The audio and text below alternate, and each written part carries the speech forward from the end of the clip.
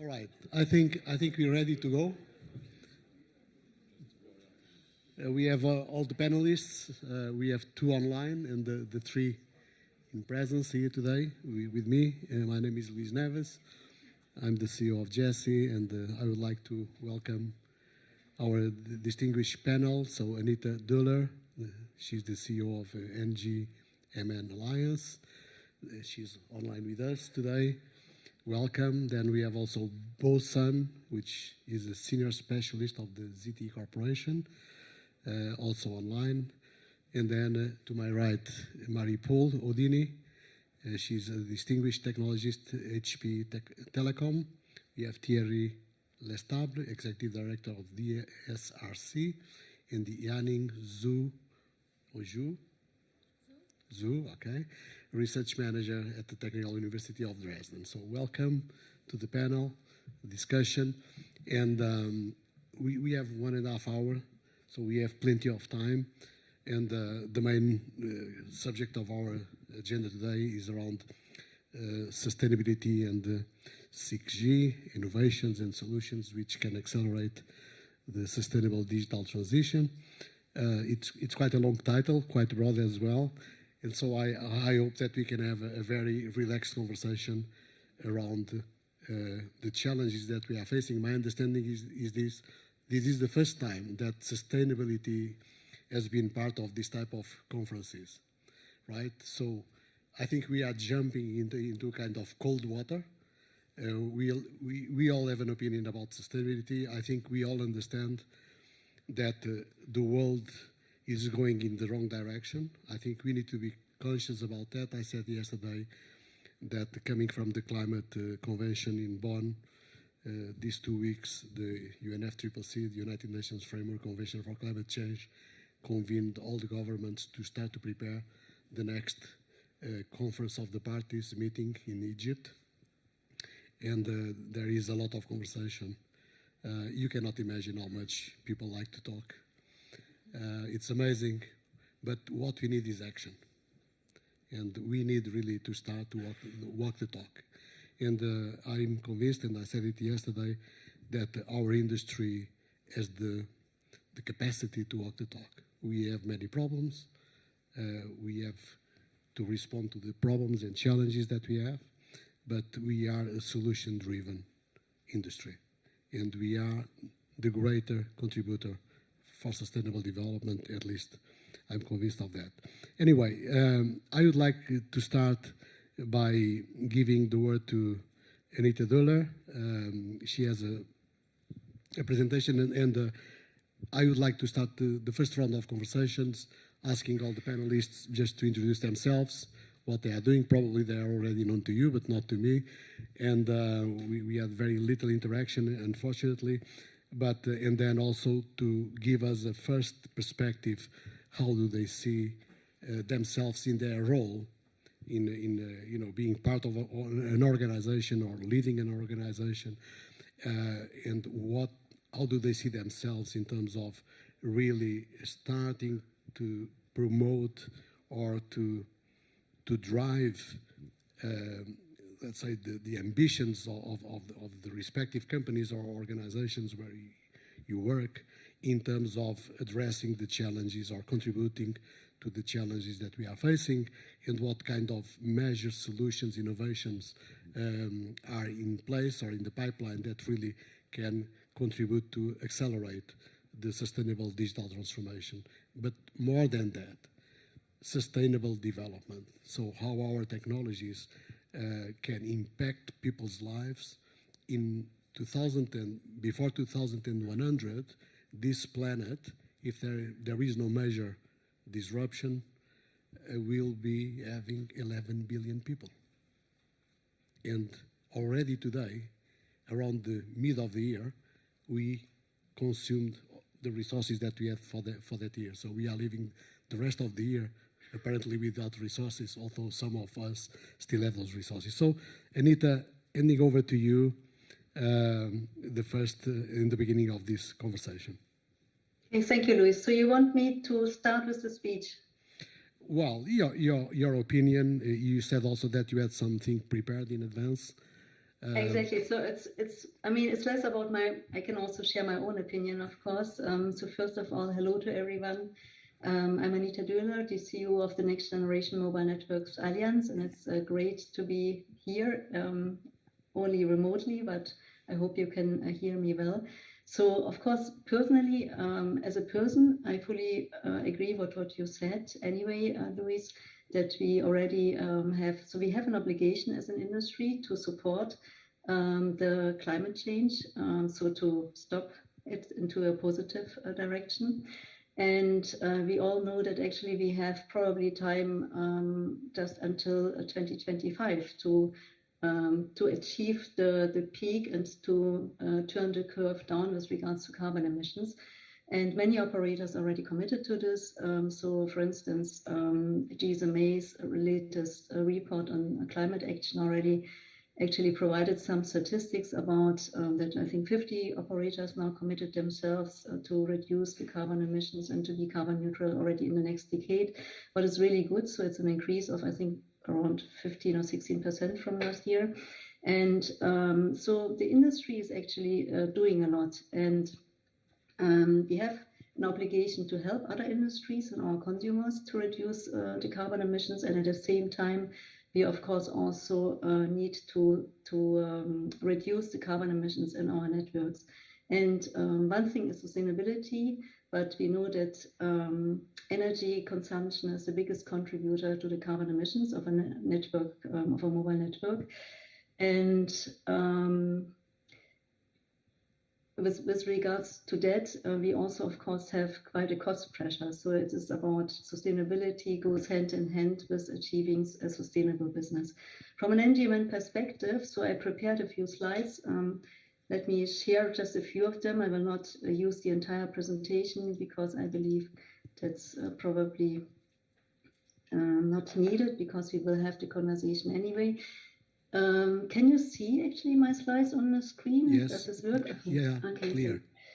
Thanks. So maybe to quickly recap who NGMN is, we are an operator-driven organization. We exist since more than 15 years. We have more than 80 companies in NGMN. We reflect the entire value chain with our partnership, as you can see here. and we collaborate, so our partners collaborate in different projects. And we focus on three main topics since the beginning of the last year. This is mastering the route to disaggregation, then green future networks, and 6G. And I felt it's worth to mention this because everything builds into on each other. So those are not isolated topics, even though the time horizon, of course, is different here. When it comes to 6G, so we already started back in 2020, as our name suggests, and we published different white papers already, so an operator view on the drivers and vision. And then with the entire partnership, so with all companies in NGMN, a publication was made on use cases and their analysis. And now the project works on end-to-end system requirements. So 44 operators are there. And going back to the topic of environmental topics, the main drivers for 6G, which were identified by NGMN, can be summarized in three buckets. So the first one is it has to contribute to societal and environmental benefits, and this is of course why we have the panel today. It's not only about green networks, it's also about societal benefits as formulated by the United Nations Sustainable Development Goals. The second big topic, of course, is that 6G has to contribute to expanded and differentiated services with novel experience. And this is indicating clearly that 6G has to differentiate from the full implemented 5G. And the third topic is as equally important as the first one. It is that it has to contribute to operational necessities to create and deliver enhanced value. And looking at those drivers, only the first one has the name environmental benefits in it, but actually all of them relate also to the reduction of carbon emission, environmental benefits, and also the increase of network energy efficiency. So in essence, it is about to ensure cost and energy efficient delivery of heterogeneous services, which will have extremely diverse requirements under the stringent constraints of energy consumption and carbon emission limits going forward. And also, artificial intelligence naturally plays a big role. I'm sure that we will touch this also later in this panel to achieve a cost-efficient structure that is highly scalable, flexible, portable, allows the distribution of complexities, and also includes embedded intelligence. Yeah. And last but not least, if you look at the operational necessities, it is about to identify appropriate artificial intelligence-based networks, with frameworks, with the objective to support the value creation and delivery, but also resource allocation optimization when we look at zero watt and zero load topics and the sustainable deployment and operation, among others. And we also, going forward, clustered in the project the different use cases which were analyzed by the project. Almost 50 of them actually were analyzed. And one of the use cases families for 6G is network evolution. And energy efficiency is part of the network evolution topic. So it is extremely important going forward. And assessing 6G use cases with regards to their environmental impact, we believe it's also quite a complex topic, because on one side, 6G use cases will contribute to the reduction of the environmental footprint of vertical industries and of our users, so this in a similar way and probably much more than 5G does it today. And at the same time, each service, each use case will have also an own negative impact on the environment, because it will use energy. We know that we need to cope with a significant increase of connections and traffic in our networks. And it is important to find methodologies how to really assess the net impact, so the net effect on the environment from a specific 6G use case.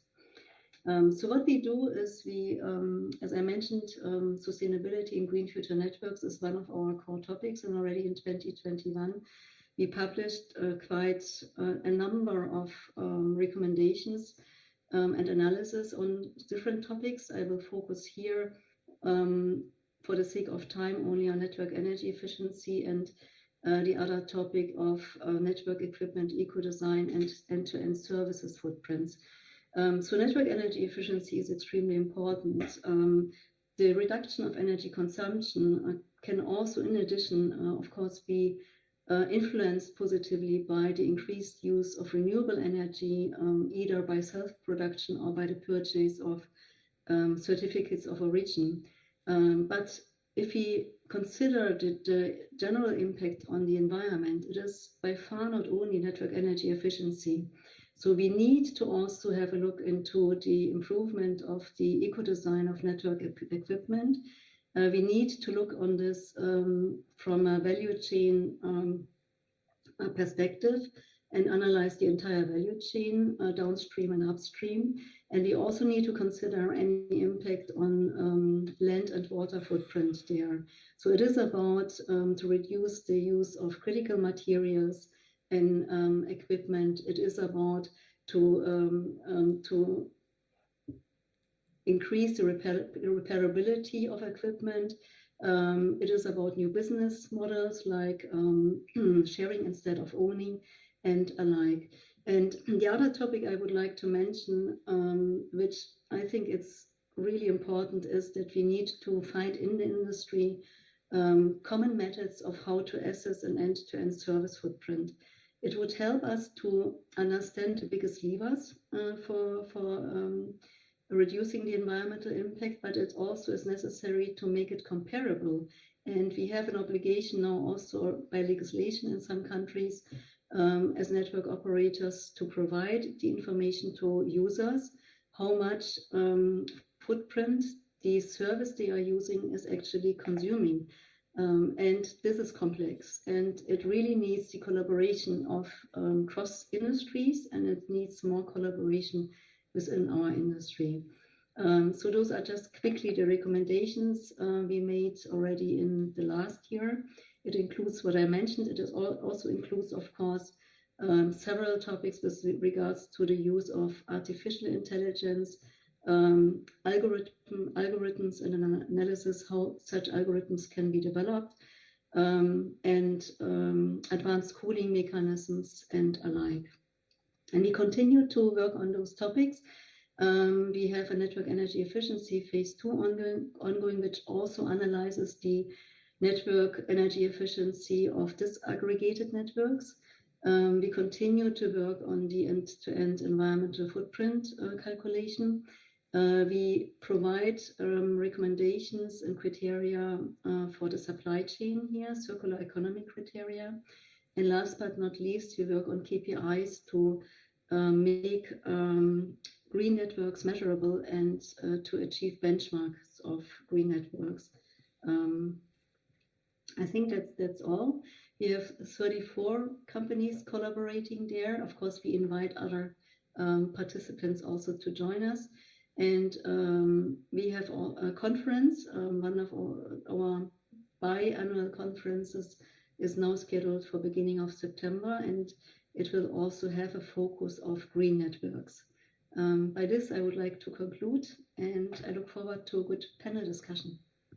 Thank you. Thank you so much, Anita, for the contribution. So there's a lot inside that I think it's worth to discuss. And I would like to move to Bo Sun.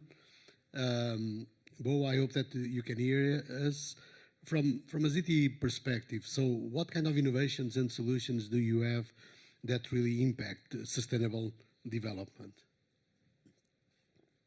Yeah. So I may have an answer in my presentation, Luis. So yeah, so thank you, Luis. It's my time to show my presentation, right? Yes, go ahead. Yeah, thank you. Okay, so hello everyone. My name is Sun Bo. It's my pleasure to be invited to this very important panel about the 6G sustainability. So I prepared some slides. Let me share with you. When I show my presentation, I will stop the video to see the bandwidth.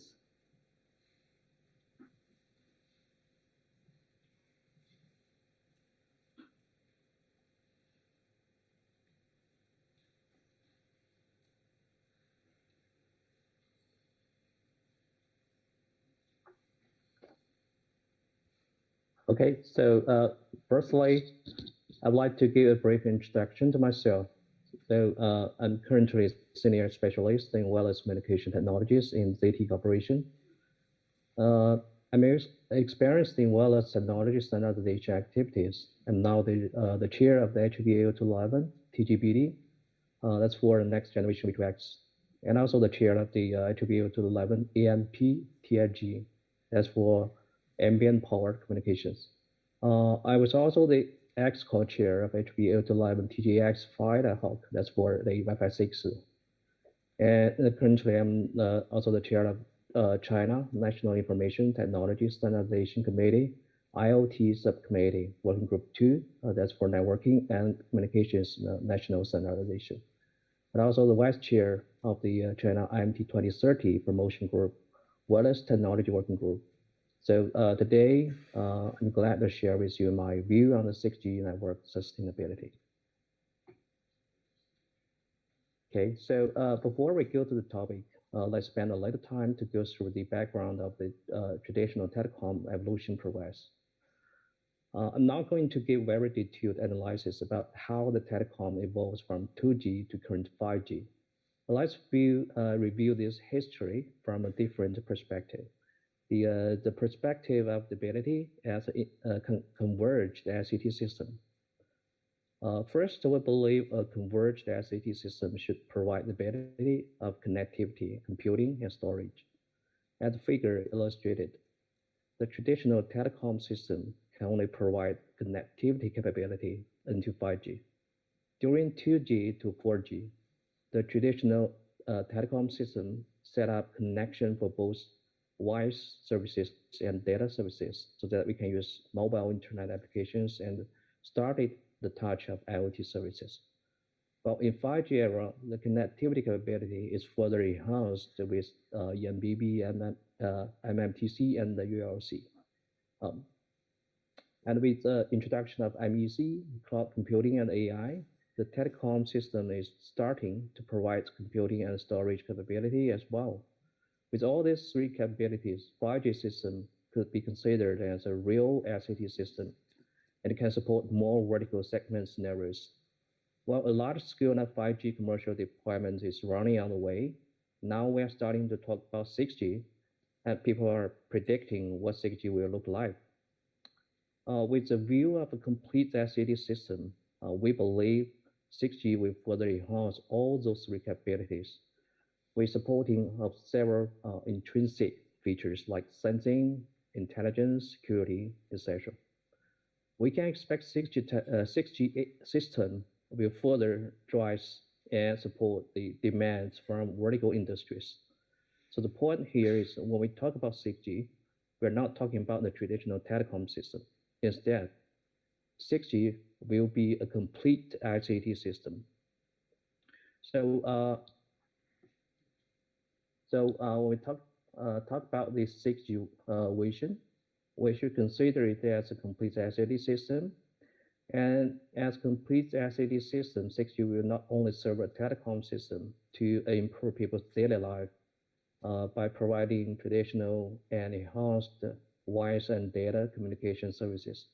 It will also, as one of the important enabler of the digital transition of industry and society, provide extended services to carry more societal responsibility of the 17 Sustainable Development Goals as defined by the United Nations. So we can see we have no poverty, zero hunger, a lot of them. We believe the 6G network will continue to most of these SDGs.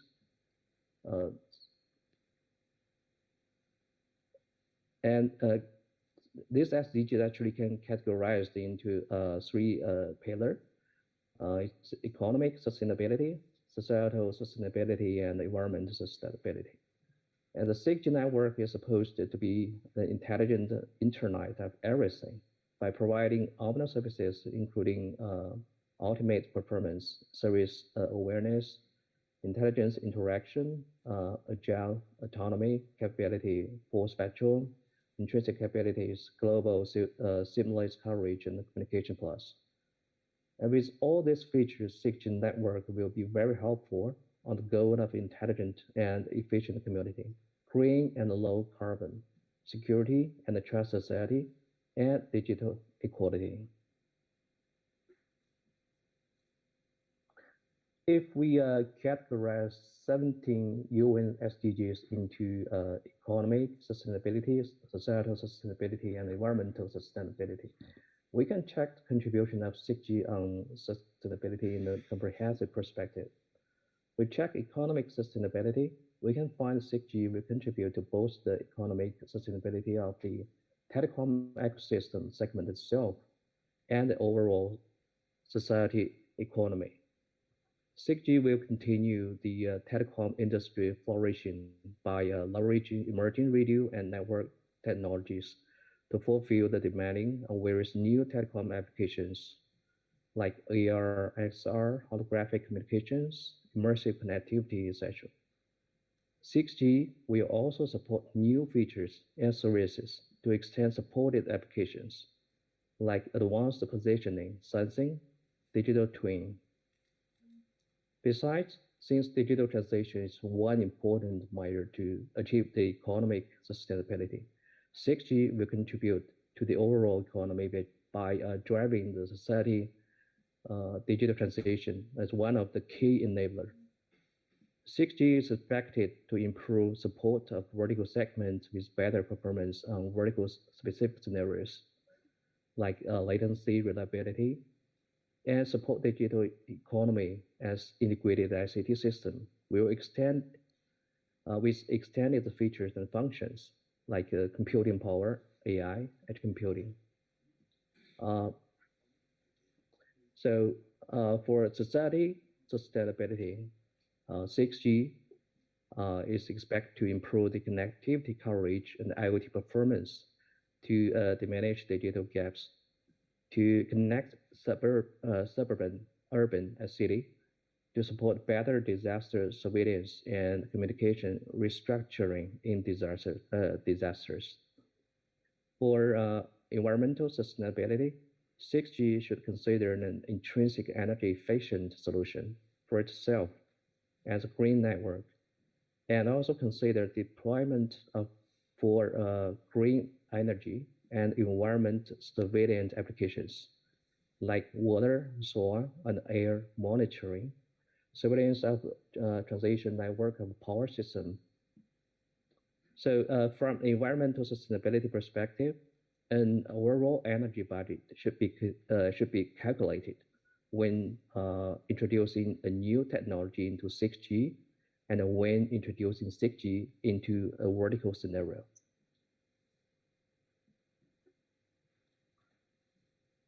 So as I mentioned, the digital transition is one important measure to achieve the economic sustainability. Although we believe 6G is critical in digital transition, the digital transition itself is not something in future. It is happening now in 5G era. Actually, the ICT industries have been extending their capabilities and services from traditional telecom to vertical layout industry with evolving 5G technology.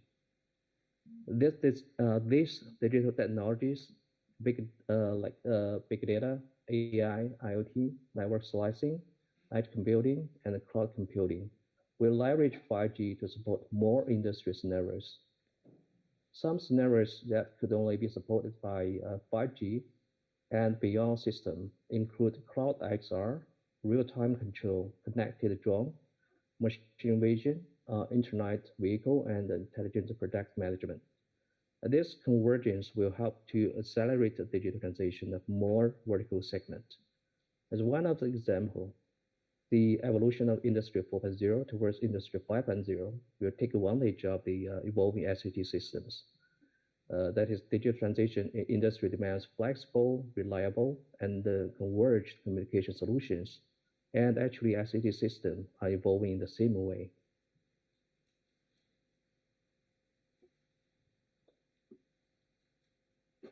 For example, with mature 5G solutions, ZTE actually, together with its partners, has deployed a lot of 5G industrial applications in various regions and industries, including aero and steel, mines, industrial control, industrial manufacturing, AGV logistics, power grid, visual quality inspection, and other multi-industry applications. All these applications have proved very good results and also provide a very useful experience to understand the critical demanding of these vertical industries.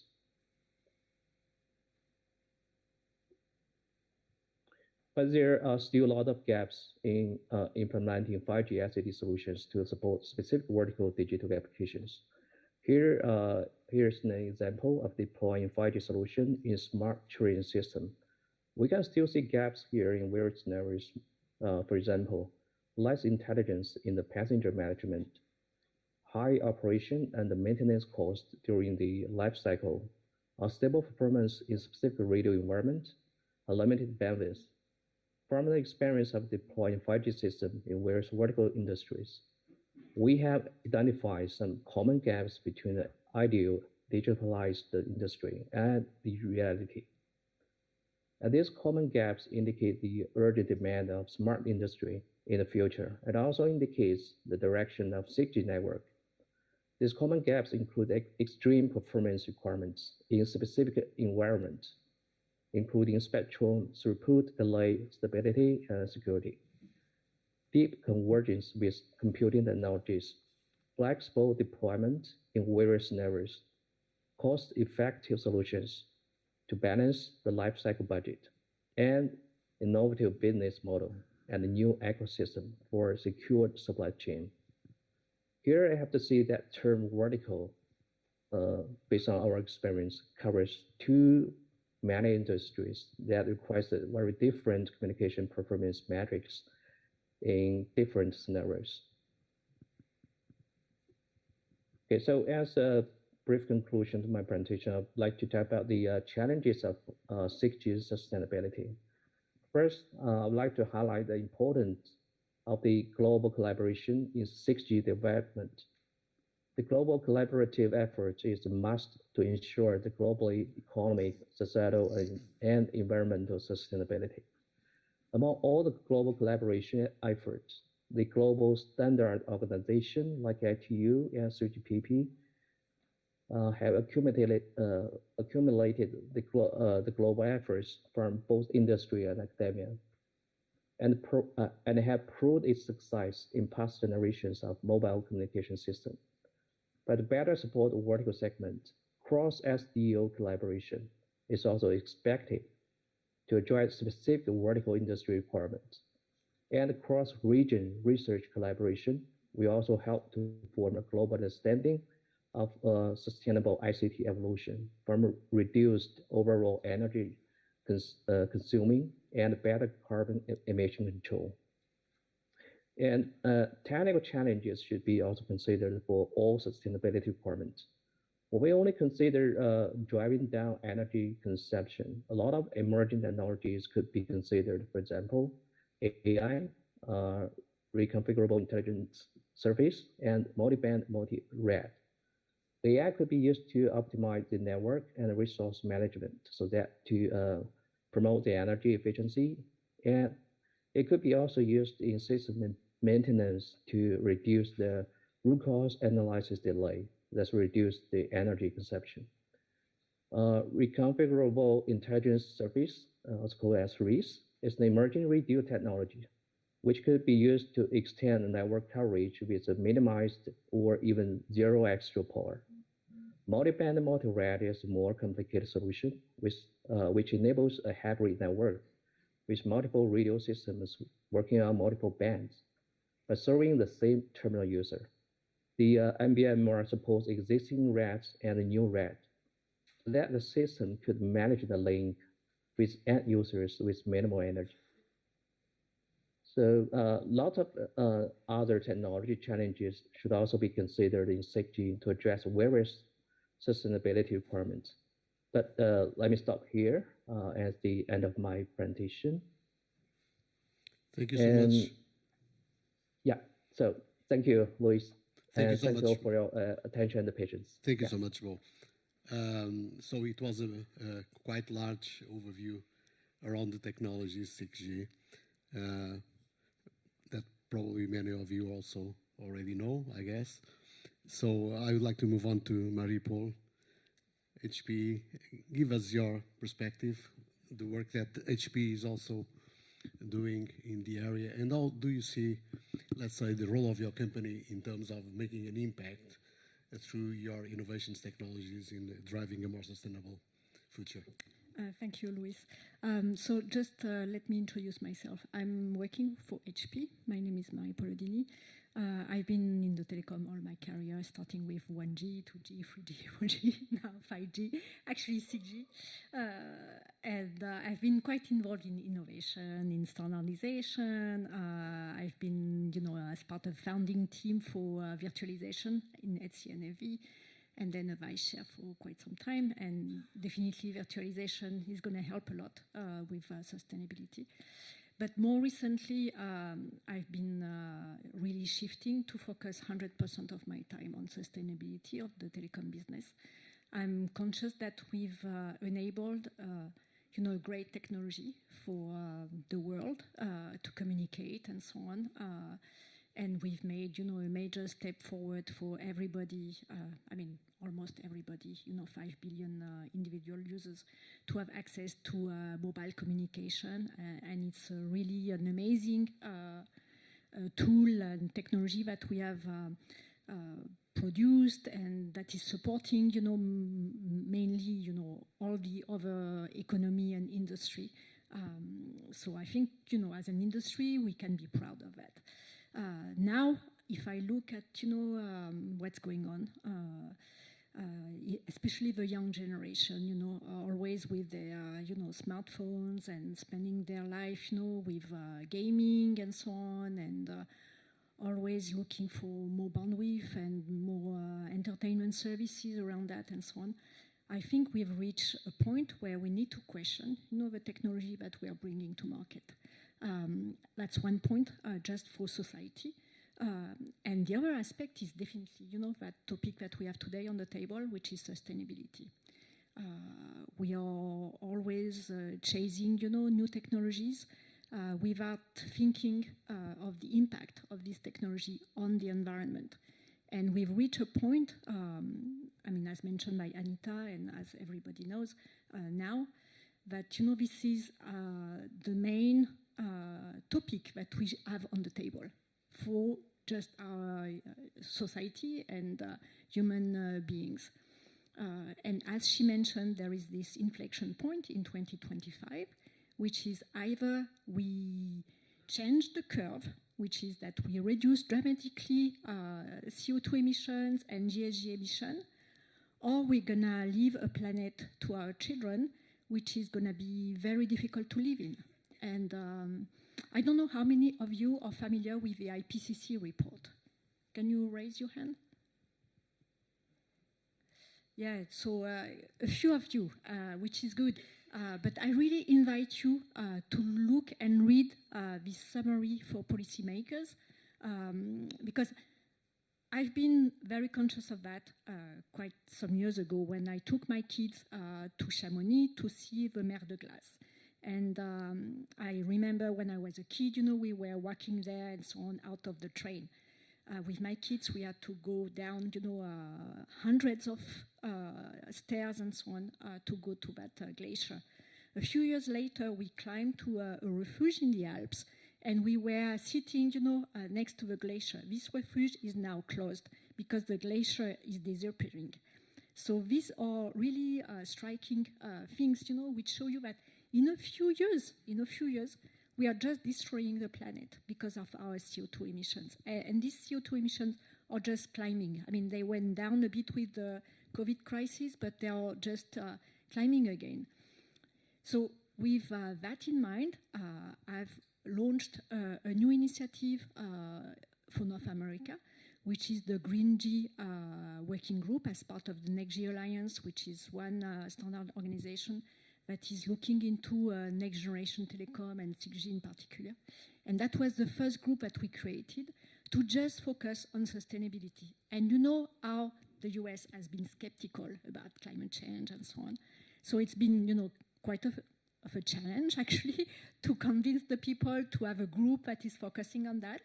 But with what's going on, I mean, in the society and what's going on in the telecom industry, which is now very active, as mentioned by Anita again, but as you probably know, many operators, there is GSMA, there are many standard organizations, there is ITU, which has stated that we need to reduce ICT emissions by 45% by 2030 for the telecom industry and the ICT industry. The US and the Canada agreed that actually, you know, it was a top challenge that we had to achieve for our industry. So now we have this group very active with most of the key actors in the telecom industry for North America and actually beyond, because, you know, pretty much, you know, all the main actors, they serve this big market. We have issued the first white paper, which is sustainability towards 6G, but with a clear message that before reaching 6G, which is 2030 plus, we need to act now on what is available today, which is the 4G, the 5G, and all the ICT that we are building for this industry, taking into account, of course, CO2 emission reduction, and GHG, all the greenhouse gas, and everything which is related to energy efficiency. But we need to look beyond that, because it's not just about carbon footprint and temperature and so on. It's about the overall environment. And beyond IPCC report, if you're familiar with the IPBES report, which is the equivalent intergovernmental scientific report on biodiversity, there is a huge crisis on biodiversity. So we need to look beyond CO2, we need to look into all the other aspects of environmental impact, which is the water, the land, the materials, the whole way we actually consume things, so the overall circular economy. And this is what we are working on in the Green G working group for North America telecom industry and as recommendation to the global industry.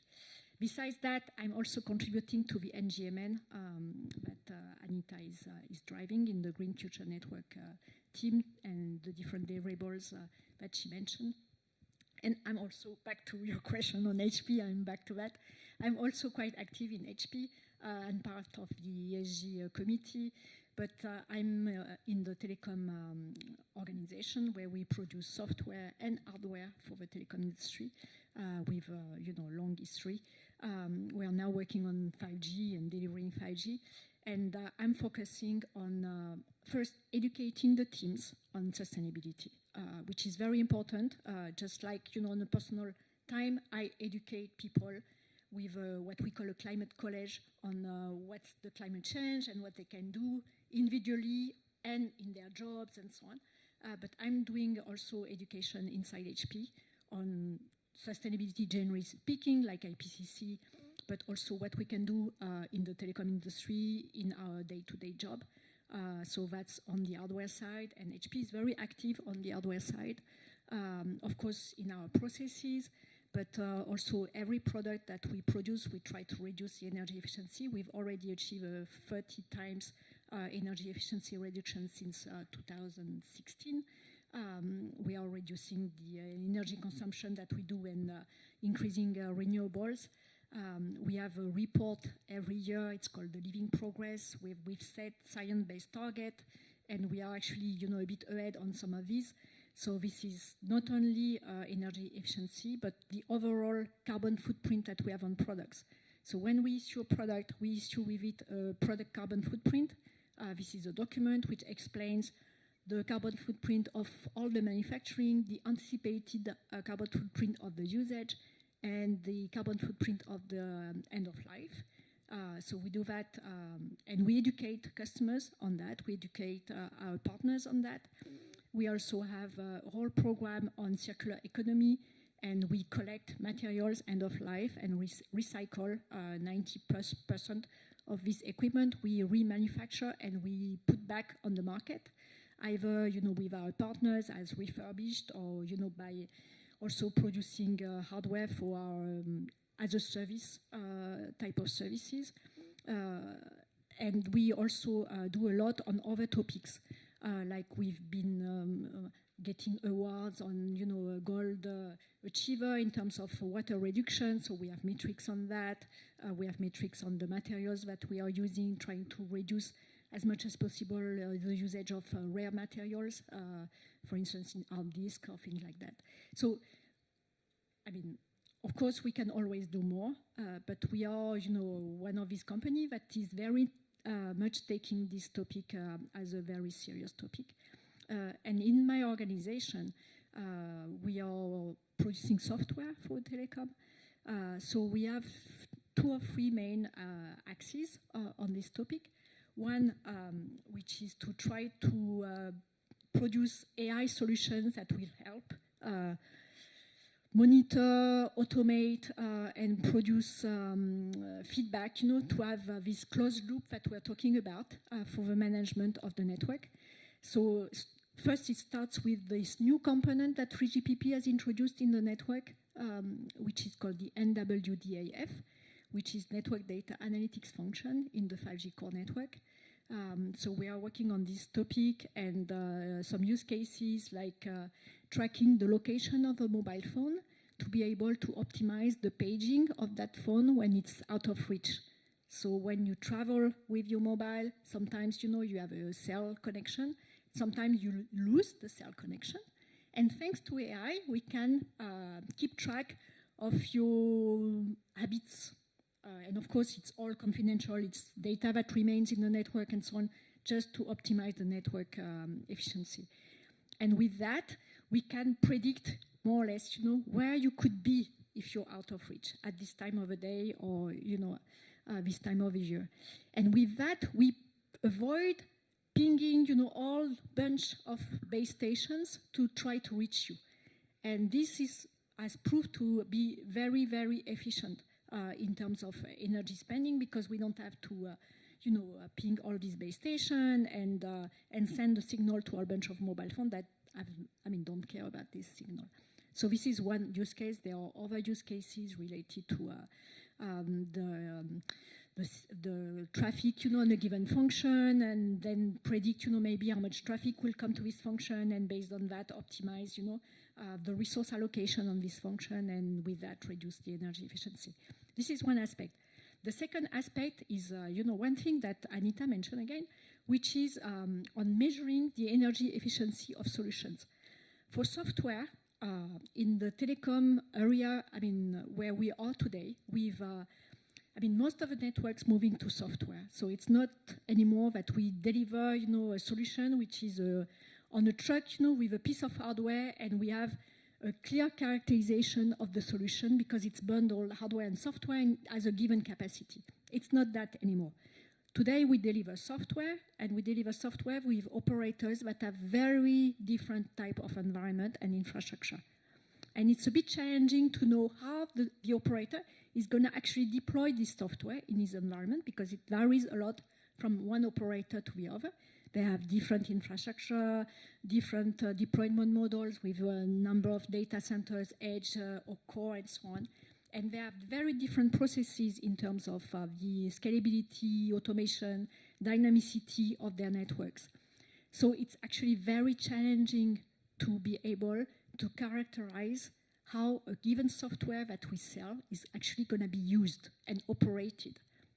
So we are working on these aspects, on try to provide some profiling of different traffic shape, different operational mode, and so on, to provide some indication to the operators on how much energy our solution, software solution, is going to consume based on different scenarios. And then we can sit down with the operator and decide, what type of infrastructure is best suited for starting with, and then help, with the operation to try to adapt to the changes in traffic, because of course traffic keeps changing. Even for the operators, it's a key challenge. And that's leading to the third aspect, which is the automation of the management of the network. So this is a big focus area for us. We have a big team on these aspects of management of the telecom networks, where we work on metrics. So we've been very active in Redfish, which is providing APIs to provide power management metrics and so on. We also implement that in our servers, and then turning that into open source to enable the industry to use these metrics. And then we provide software on top of that to be able to provide information on these metrics, to provide analytics on these metrics, and then retrofit that to service orchestration so that we have a closed loop and we dynamically allocate, deallocate resources based on the traffic, based on the prediction of the traffic, and these kind of things. So this is something that we do with our intelligent assurance product. I'm going to stop there because I took too much time to give that's fine. a brief overview. No, that's fine. But before I hand over to you, and I know that you spoke a little bit long, but I have a question for you, which it's a kind of provocative question. So with all these fantastic things that we do as an industry, I see no company making a commitment to be net zero by 2030. So what the hell is going on here? So and this is the problem that we have. So when we speak to the European Commission, to policymakers, they tell us, well, we don't believe you. Because you have these fantastic industries with all these efficiencies, which I believe they are happening, but in fact, we are not seeing the company stepping up and say, well, as a company, I'm taking responsibility in being net zero by 2030. I tell you one thing, there are lots of companies, and Anita just spoke, that there's a report coming out from the ITU listing 150 companies, which I know very well, the report. I read the report. Many of the information that is on that report is not accurate. And I know it from my own experience, from my contact with the companies, because everything is in there, from certificates and so on and so on. And so we cannot live on certificates. We need to reduce our energy consumption to zero, or put a green infrastructure on top of our operations. And so no, with all the money that we make, and by the way, we are rich companies, so why the hell are we not investing on that? That's the provocative question that I have for you. Okay. I'll take it. I'm not the CEO of HP, but I tend to agree with you. We need to be more aggressive. The thing is that today, lots of these companies, and I think it's a very good move, for all the service providers that are committing to net zero. A few are committing to 2030. Most of them are committing to 2040. And if you look into that, most of them, they do that by signing PPA agreement, this purchase agreement that they have for buying renewable energy. So basically for financing, in Europe, it's mainly financing solar farms, a lot in Spain and in some other areas. If you look into, most of these companies, all of these companies, they rely on the grid that is in their country.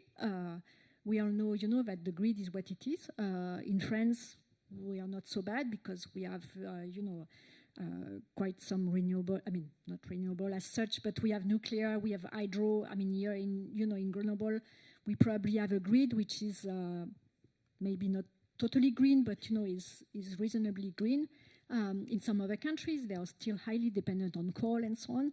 So it's not because, they buy a PPA agreement and they finance, a renewable solar farm in Spain that they are greener. In my sense, it's good investment. It's probably, good, good move from them to spend money on these type of things, but it doesn't change their processes so much.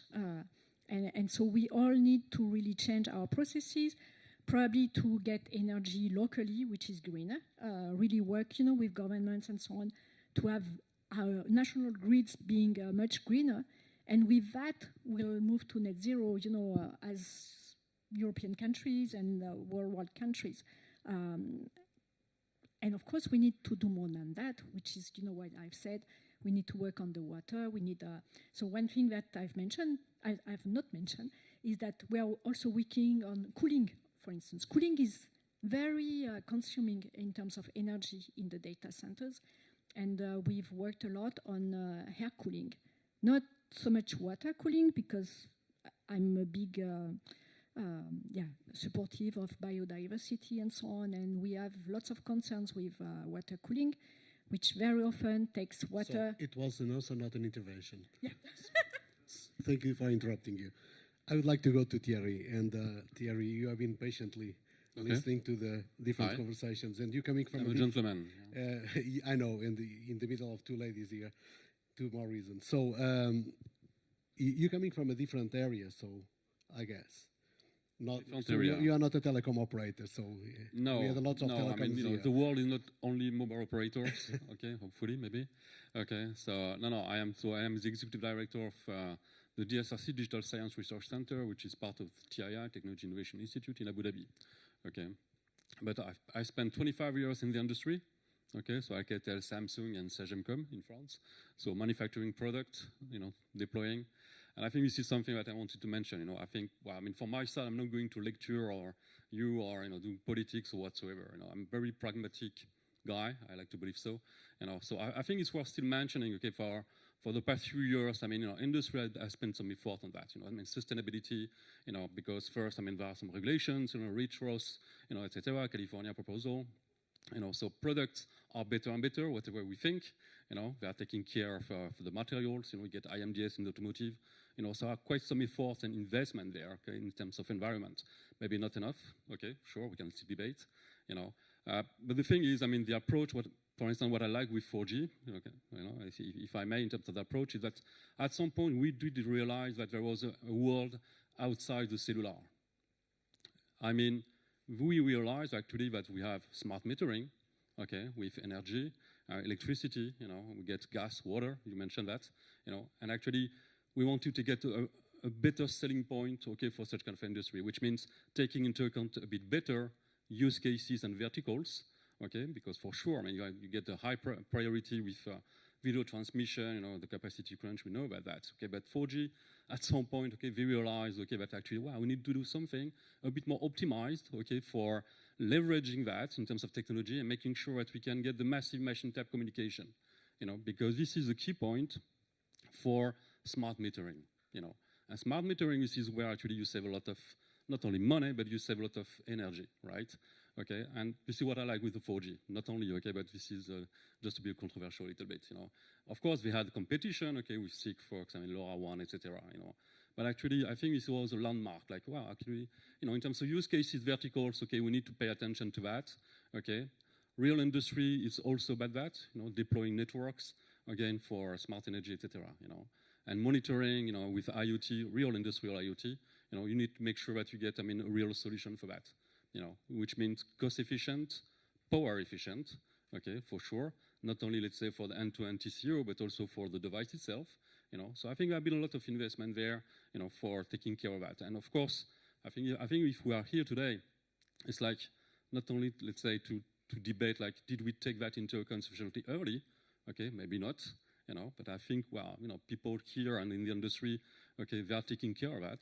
It's like, do we believe that actually in terms of technology, we think that we identify some breakthrough where we can accelerate, For a change, do we think that we can accelerate, okay, this innovation, okay, and getting that in the real world, not only, let's say, papers, but actually to get that in terms of industrialization and to end up with, on the field, some, real solutions, I think this is it, I mean, so as I said, I'm quite practical, and this is what we are doing, in TII, I mean, Abu Dhabi, we are just taking, let's say, the approach like, well, you get 70% of the gas emissions coming from, cities, you get more than 60% of the population we are going to live in cities, well, one by one, so we focus on smart city. So of course, this is a big keyword, smart city, a big umbrella. I've been machine to machine for 20 years, but then we break down the issues, and we believe that, let's say, transportation, mobility, is one of the key issues within such kind of smart cities. We believe that energy is one of them. Of course, smart building. So you see, we identify yet again all these verticals that we have been trying, let's say, to deploy cost efficiently, okay, for many years. The main difference now is that we believe that we have some tools, okay, with breakthrough solutions. So you mentioned AI, okay, so AI, I think, is start to be mature. I don't know, but I mean, we have some solutions. Okay, we have some solutions which are already being deployed. Okay, for traffic management, you get ADAS, DMS, such kind of things. I mean, a couple of years ago, you didn't get that. So even if you don't go for way more like autonomous vehicle, well, what we could see that there are some practical solutions which are solving practical issues on a daily basis, and hopefully by taking native AI, not only for the physical layer or whatever, but also for other domain with video processing, etc. Well, we believe that we can solve a lot of solutions. So the AI for Good initiative for ITU that we are mentioning, of course, this is a good initiative, But for us, in terms of practical issues, this is like identifying practical daily issues and saying, well, actually, we can solve that, efficiently. So, and already right now. So for the next 10 years, we do believe that we can accelerate. So accelerating that means, of course, for the 6G, you need to take that into account from the very beginning, okay, as a design, so native AI. Of course, everybody for the past 50 years want to get a better spectrum efficiency with channel coding whatsoever. Now we know that, well, with AI, you can get semantic communication, which is quite a breakthrough compared with Shannon. So that's, that didn't happen for the past 70 years, okay? So yeah, this is exciting time for research, And then, what we said is like, well, of course, AI is nice, okay? Everybody, well, not everybody, that's the point. Many big companies, are releasing pre-trained models, okay, to the community, but they are training that with a huge amount of data and, of course, huge amount of energy. So we are focusing, like, what can we do for that? So the first thing you say, well, you get many available, computing power, okay, on the edge, okay? This is not a new idea, right? More than 10 years ago when I was still doing, urban project, we were speaking about that, distributed processing, such kind of thing, but we didn't get the maturity yet. Now we get a bit more of this maturity. So we say, well, this processing power, okay, which is of many different categories, from the small IoT device, so taking into tiny ML, we are trying to design, new models, okay, of neural networks that take that into account. And also new kind of architecture for the neural network, which means if you have a look on federated learning, but also a step beyond with distributed learning, okay, well, we believe that there is a good direction there, okay, of course, many degrees of freedom, so we need to optimize all that, in terms of the scheduling, in terms of taking into account the transmission of the weight or the gradient, whatsoever, so there are many degrees of freedom. So, but hopefully now we know how to make a joint optimization, thanks to all the experience that we had, before, okay, with AI, okay, and with the computing power. So these are quite some directions of interest for us. It was mentioned by ZT, of course. Here are many demonstrations about that with intelligent surface. Well, for sure. If you want to reduce number of base stations, if you want to get better base stations onto the beam, extend coverage, such kind of issues or challenge, we wanted to do that before, right? And with like small cell, you wanted to get, better penetration through the wall. Well, let's go for femto. Yeah, who remember femtocell? Yeah. Okay, so. So all these kind of challenges are not new. The new thing is that now we get mature technology, mature, again, mature technology in terms of, we are the infancy of the beginning, let's say, of getting some understanding, of course. So from industrialization phase, it's not mature, okay, but we see that there are big potential there, okay, in terms of, reflective surface, for instance, and holographic MIMO. Okay, so I'm not just dropping names, okay, but these are the directions that we're investigating. But the key point for us at the very beginning are the use cases, because we know that we need to find solution for this industry, okay? Again, for the energy, for the transportations, okay? And if we take the example of the CV2X, of course, we still think that we can enhance it, okay? We can clearly enhance it, but this is quite a very good step forward, okay? So here, for sure, in terms of public domain, we need to find who is going to pay for it, to deploy it, of course, with the roadside units, all this sort kind of equipment. It costs a lot of money, but we like to believe that we'll come up, with solutions to explain, well, this is a huge return of investment in terms of not only money, but in terms of sustainability for the society, I don't want to be too long, but I can carry on like this if you want. But this is just for launching the debate, I would say, to make sure that we can dive a little bit into in terms of the technology and solutions. Right. Yeah. Thank you so much, Thierry. Yanning, so you are doing research, right, at the Yes. Dresden University. So in your work, daily work, how much you think about this terrific world where we are living today? And so to be honest, and I don't directly working on sustainability, but of course in my work I have lots of access, or it need to take into consideration this sustainability. So we are. So I have to think about these questions you have sent to us. Just to be honest, when I see the questions, that what would be the enabling technologies for sustainability? My first response was, which year I am? I was like, 2022, am I 2025 or something? Because I don't know. I can only say that I think it is too early to say. We are still in the stage of early research. And I don't think, at least for me, to my understanding, I don't see any game changer yet. Of course, there's a different possibility. I can give you a long list of potential technologies may or may not have an impact or have benefit to sustainability goal. So from that point of view, I also want to raise one perspective, because I think in the panel I am the only one who is not really working in sustainability, but more like a 6G research frontier. And so it has puzzled me for a while. And so first of all, I'm really thank everyone who is working on sustainability. I think this is so important thing. This is for our future, for our children. And we also talk a lot to define, measure how to measure it, how to do the KPI, KVI, what is, all this kind of thing. But in the end, we don't, I think there's still some distance, a gap from that KPI to how to design these technologies, how that can be transferred to the technologies.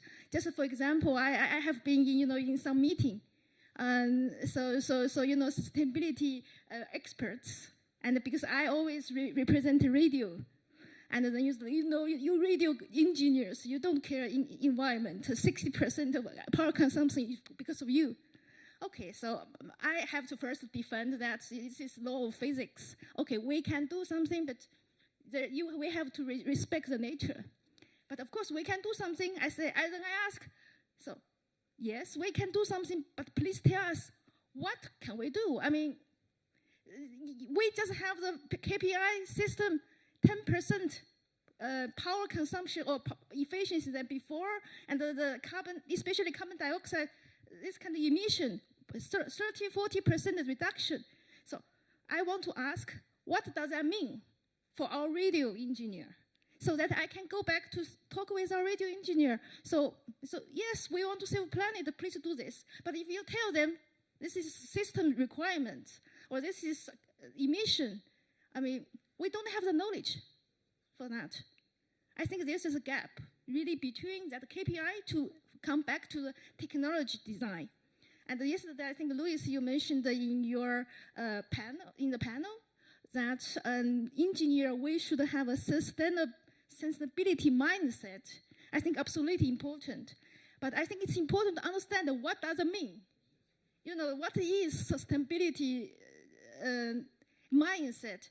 Well, of course, we know we want lower power consumption, we want lower emission, we want everything, but we need guidance. We need to work together, not blame each other, or you say, that's your work. Well, when we talk, yeah, we say we are doing the power consumption, reduction. But when we say, okay, we want to mapping, it's always other people's work. I mean, I'm just honest here. So if no one is taking this leadership to do that mapping, something will happen. But the scale of thing you want to happen will not. I'm sorry to say that. Maybe I'm wrong. I hope so. And the second point I want to also raise is that, there was discussion also in the previous panel is that the cost. Maybe I'm just a researcher. I'm not industry. So I have, of course, it's a good wish. Everything is cost. So, but for everything, there's a price, right? So if we want to build this there is price for sustainable network. So maybe we need to prepare that. If we want to have a really sustainable network, we have to pay a price. It will be a little bit more expensive than the previous one. But maybe we can think about other way to, how to say that, to compensate that for better sustainable business. For example, the network. For example, in the supermarket, you can see the toilet paper. If it has recyclable or sustainable, it will be €1 more. So why we cannot sell? So I think it is maybe a marketing problem there also. Not just, sorry to say that, not pushing our technology people to achieve something it's impossible. So I hope. So okay. Luis yesterday told me we need a spicy discussion, so I spin a beer. Yeah, very good. I saw that Thierry, you pick up the micro. Any reaction to? But I also would like to invite Anita as well as maybe just, two comments, okay? One, KPI requirements. This is why I was mentioning use cases and, of course, making sure that the ecosystem is involved, in the standardization, okay? And I think this is what, NGMN, for instance, of course, is doing and trying their best, okay, to discuss with industry, wide sense. Okay, because this is only with that discussion that you will capture what is the business, okay, that they want to achieve, what are their challenges, what are their problems, and then, of course, this is the beauty of an engineer, okay, to translate that, into KPI and requirements, okay, for the different layers, okay, of the telecom system. Then, another point, okay, because we are speaking sustainability, so in terms of renewable energy, and I think you were mentioning that, again, in terms of acceleration, in terms of topology of the networks, also, now with Open RAN, for instance, you will give some tools in terms of more flexibility for the design and topology of the network to be closer, okay, to renewable, energy, okay, side, also. Instead of getting fully centralized, you can, optimize that and to be closer, and you can introduce more smoothly, again, renewable energy within the network, And the same for, sorry to come back to that, to distributed learning, this is what we are trying to do as well. When you try to schedule, which user is going to contribute, okay, to the entire distributed learning, okay, in terms of power consumption, etc. These are the things that now, thanks to the technology or let's say the understanding, okay, of either protocol or algorithms, okay, that you can take care, And these are the direction that we try to push in Abu Dhabi from very practical standpoint, if I may. Okay. Anita, any remark from your side, taking into account the different perspectives that we've listened to? Thanks, Luis, and thanks to all my panelist colleagues. So maybe also to clarify what NGMN work is about. So it's not that it is a closed group and then discussing with the industry. It is the industry actually contributing and collaborating on the different topics. So as Marie-Paul, and nice to meet you here again, Marie-Paul mentioned, so it is really across the entire value chain. So looking, for instance, as example at our network energy efficiency topic last year and this year, research institutes and vendors and operators collaborate together, and I think that's important. But what I want to also say is that actually I tend to disagree a bit with the rather, let's say, from my perspective, negative spin of the latest discussions in our panel, because I fully agree that there is always the necessity to do more, and we are late as a global community when it comes to pursuing the 1.5 degree target. So we have to do more actions.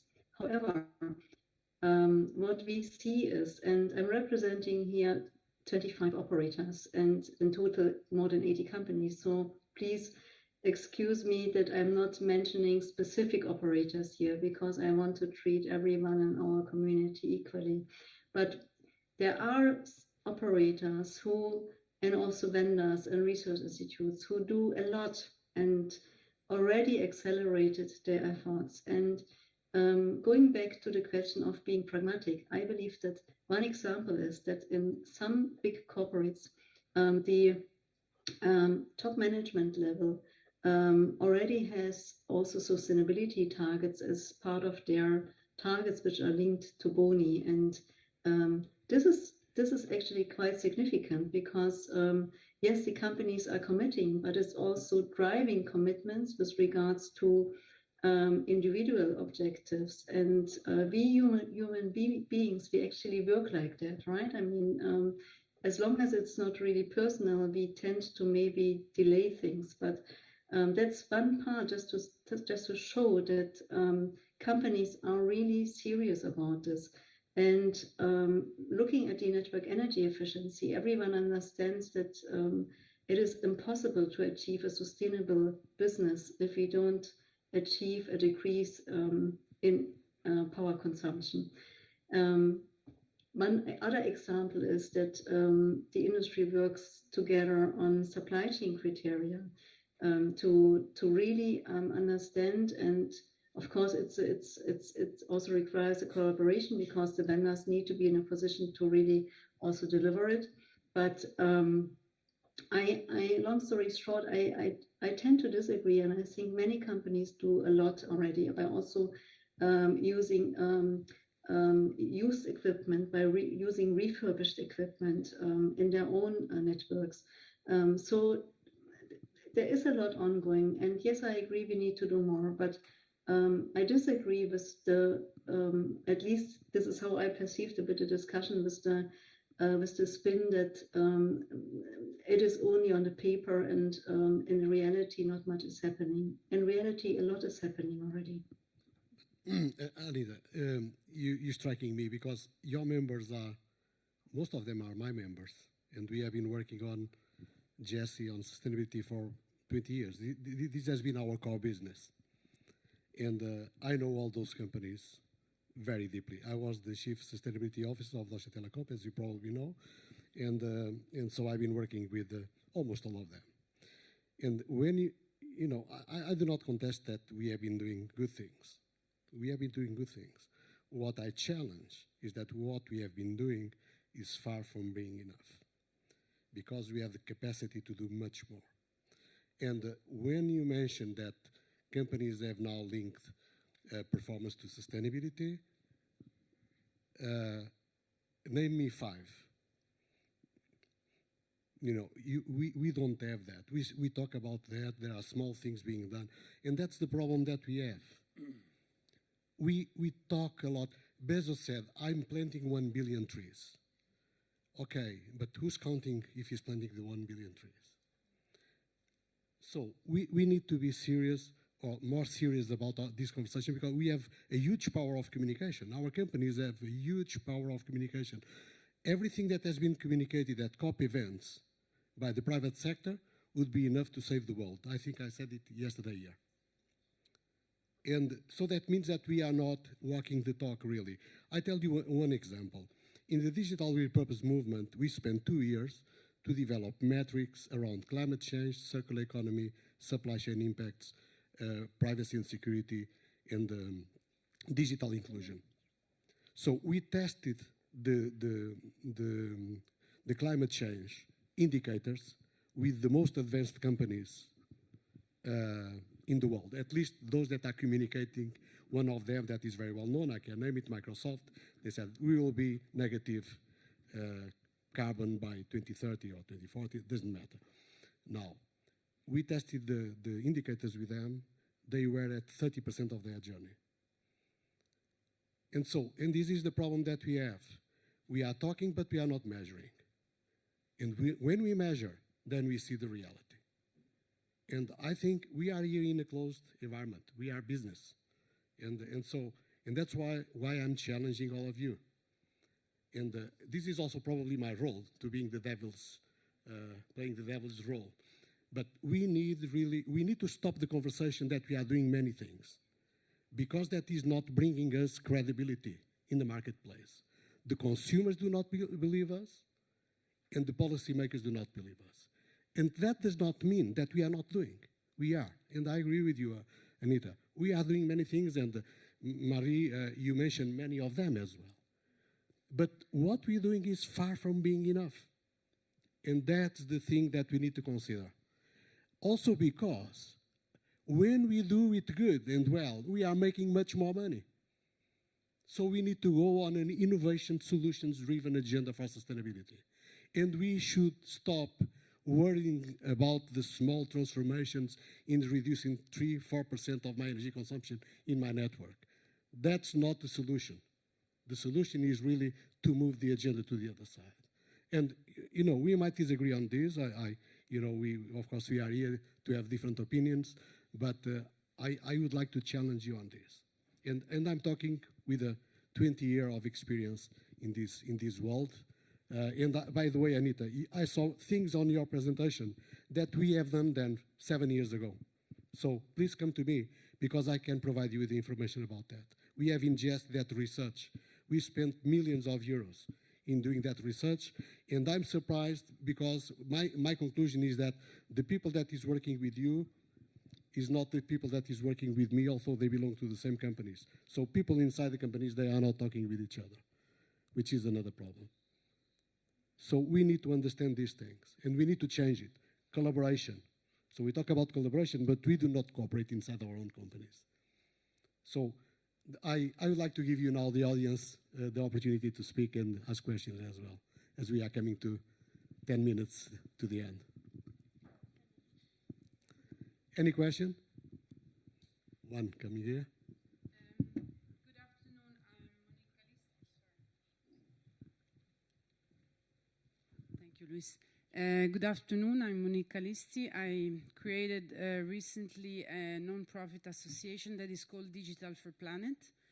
And we've been investigating a few aspects that you've been touching today. And I largely agree with what Luis just said. I think that part of the dialogue should include what kind of incentive we can provide to the society, to the all players, to change things. We have to talk about liability, we have to talk about fiscal incentives, and we have to talk about education. Because I think if we don't start educating people in the industry, in public institutions, in schools, at any level, it will be very impossible to achieve this radical change. Of course, the drivers should be the money makers, because here there is a huge opportunity, as Luis insisted on underlying, in turning into profit a plan for sustainability of our planet.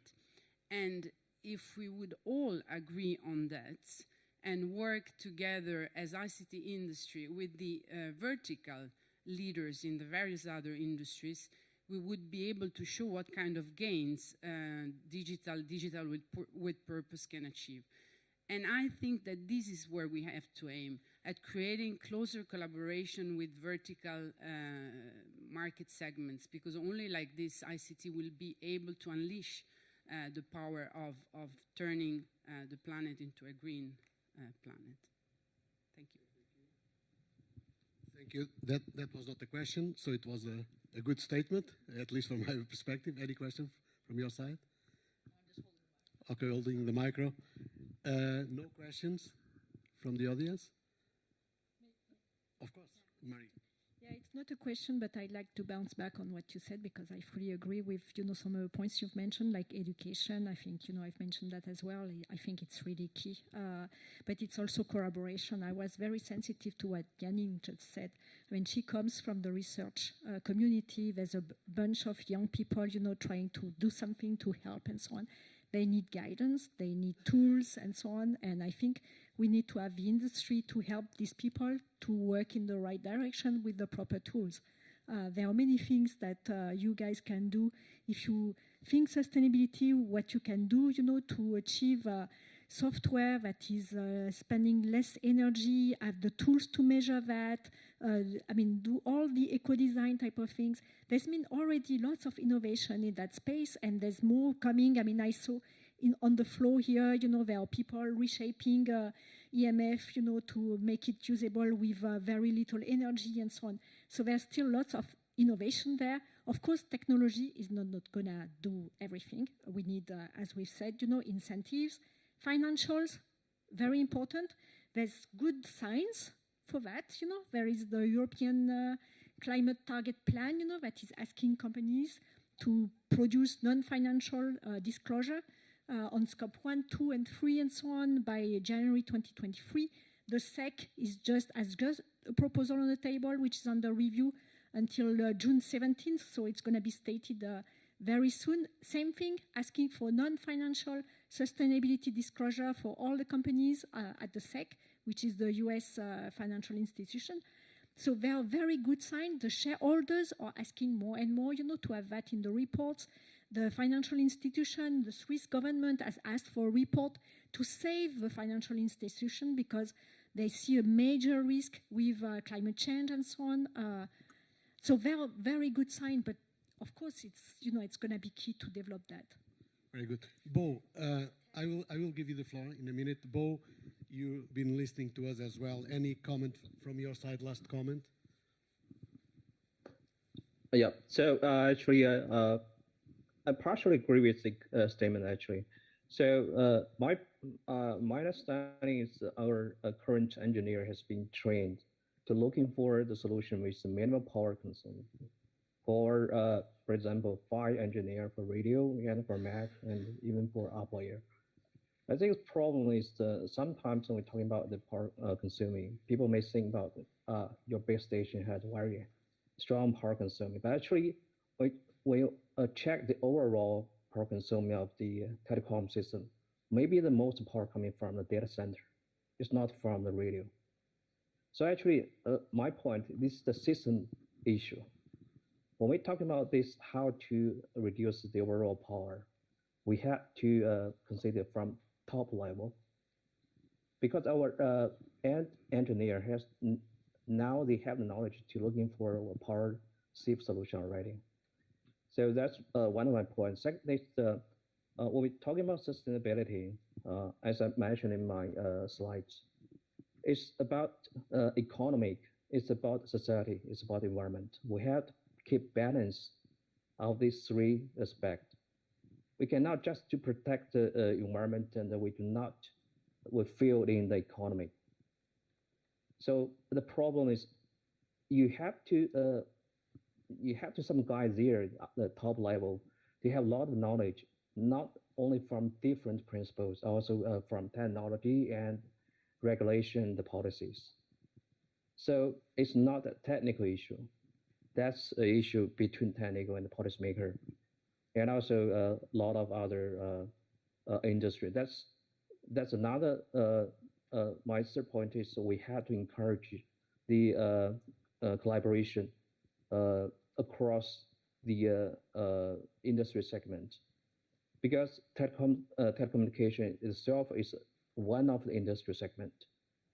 When the target in 6G is for telecom system to be the enabler of the digital transition of the whole system, will be merged into other industry segment to help them to achieve the sustainability goal. So the traditional collaboration inside the telecom ecosystem is not enough. We have to encourage the cross industry collaboration. And my last point is the SDGs, sustainability goals, is not only for one region, for one country, it's global. So the global collaboration is very important. If there's some place, some country in the earth that's not has not achieved the SDGs, we cannot see we success. Yeah, thank you. Wise words. Yeah. And Yeah, so, thank you. yes, and so I just want to say that sustainability is a very complex problem. It needs to be solved at political level, economic level, business level, and then come to the technology level. So so from the for the part I know more is the technology level. I think, so I have to have the disclaimer because just mentioned that well, possibly I emphasize radio because I had the experience. But the thing is that I think the problem with energy or this kind of sustainability is end to end. So you cannot. That's a tricky part. It's a holistic view, but how to transfer that holistic into the different elements that needs quite some sorts and vision and leadership. And so, and also want to, and this is a clear gap there, I see at the moment. So I really, because here are lots of audiences, they are researchers, for 6G researcher. So I really invite all of you to think about, because this is very difficult. How, because it is very difficult to design, do real holistic design, because no one can do everything.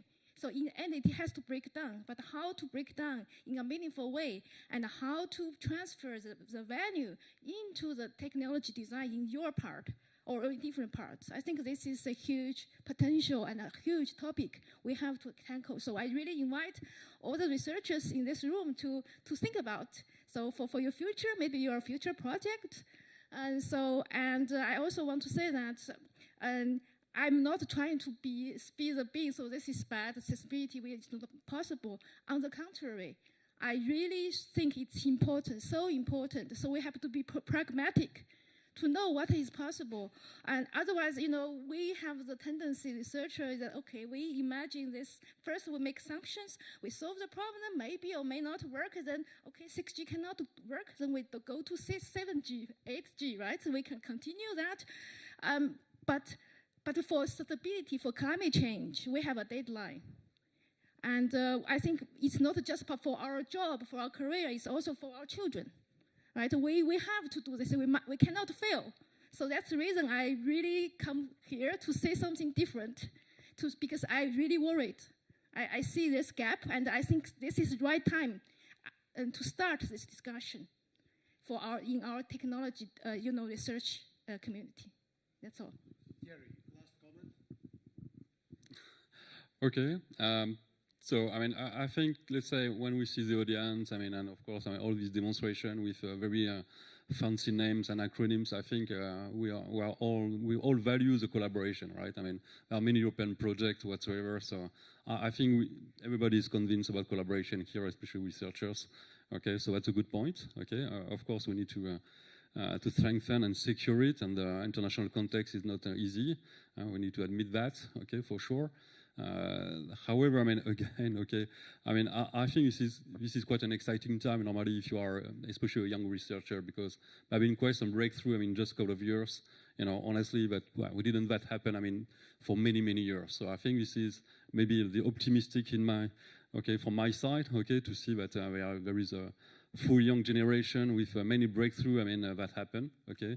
Not only AI, but of course, as you mentioned, okay, with radio, etc. I mean, topology of networks.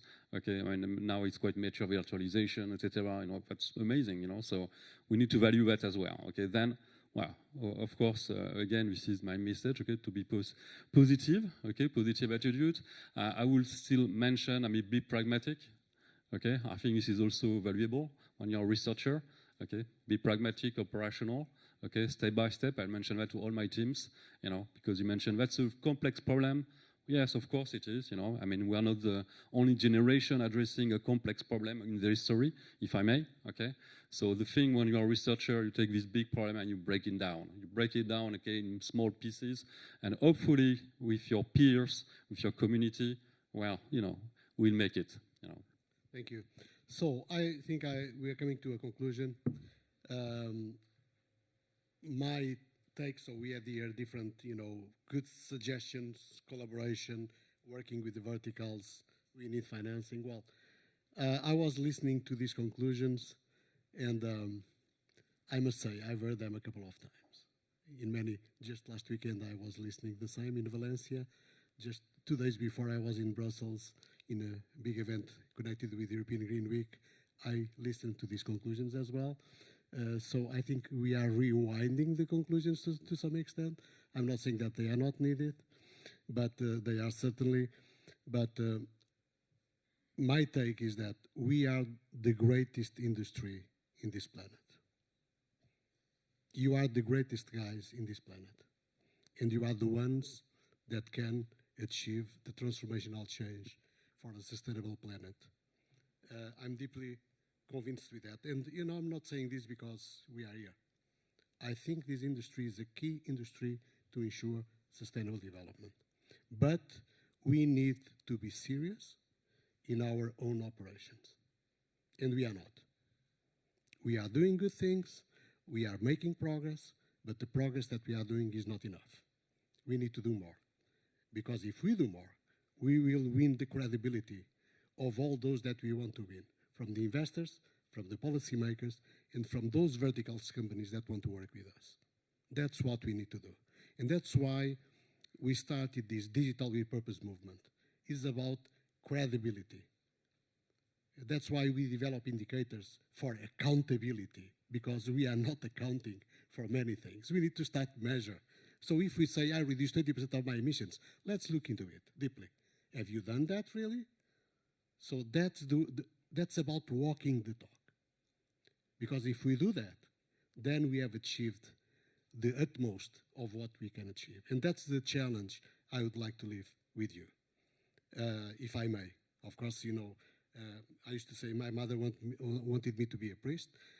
I was never a priest, so I don't want, you know, to convince you. But from my experience, from many conferences I attend, and I'm a globetrotter, I tell you, we are the greatest industry, and we are the savers of this world, but we need to make ourselves credible through consumers, policymakers, and all the other stakeholders. And I would like to finalize, before I ask for a round of applause to our fantastic panelists, with a statement I saw by coincidence last weekend in Valencia from Stephen Hawking. Only a life lived for others is worth it. Think about this, because this is all about this. We need to engage all ourselves with our strengths, capacities, potentials that we have to make sure that the planet remains on track. And a round of applause to my brilliant panelists that helped us in our conversation today. Thank you so much.